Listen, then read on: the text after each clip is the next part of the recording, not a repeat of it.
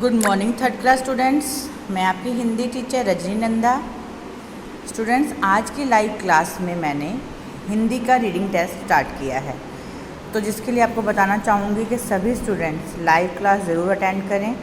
मैं उसमें reading test ले रही हूँ, उनके मार्क्स भी बच्चों के लगा रही हूँ।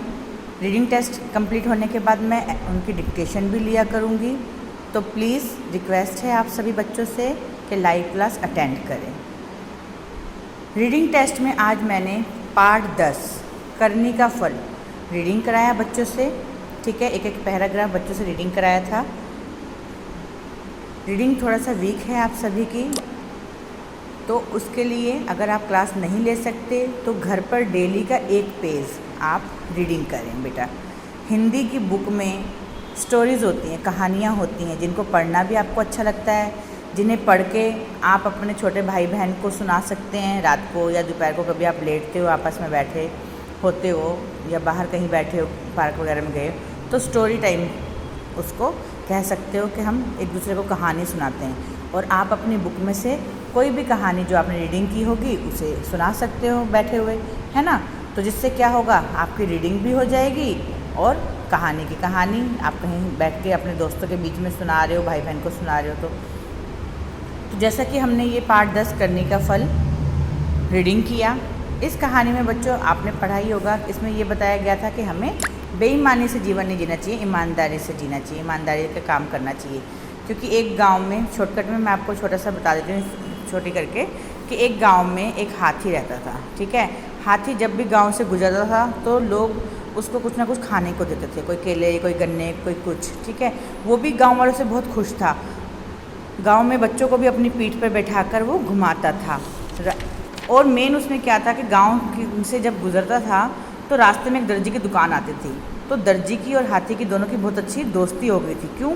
क्योंकि जब वो दुकान के पास से जाता तो दुकान वाला दर्जी जो था वो उसको केले, गन्ने, लड्डू कुछ ना कुछ ज़रूर देता था, जिसे वह खाता और तालाब की ओर चला जाता। फिर तालाब में जाके वो नहाता और लौटते समय अपने सूंड में पानी भर के लाता था, जिसे उस पानी को दर्जी की दुकान के सामने बिखेर देता था, फैला देता था, जिससे कि दुकान के वहाँ साफ़ सफाई भी लगती थी और अच्छा लगता था। ठीक है, एक दिन क्या हुआ कि वो जो दर्जी था वो अपने किसी रिश्तेदार के चला गया, घूमने चला गया, रिश्तेदार के घर चला गया और उसकी दुकान पर उसका बेटा बैठा था। हाथी रोज़ की तरह आया और दुकान के आगे रुक गया। कुछ देर उसने इंतज़ार किया लेकिन उसे कुछ नहीं मिला।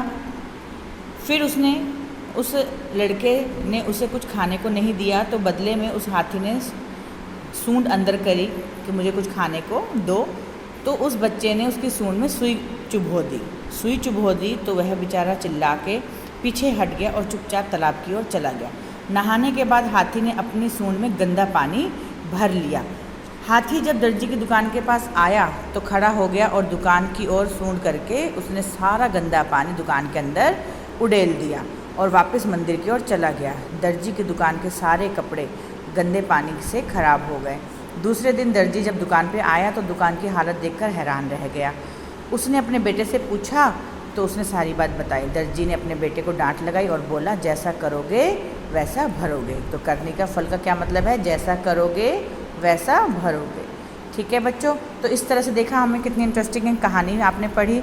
इससे क्या आपकी रीडिंग भी इम्प्रूव हुई, आपको पढ़ने में थोड़ी सी हेल्प हो जाती है, रीडिंग जल्दी जल्दी कर सकोगे आप। रोज़ अगर करोगे, कंटिन्यू करते रहोगे तो प्रैक्टिस, तो आप लाइव क्लास ज़रूर अटेंड करिएगा। Okay, thank you.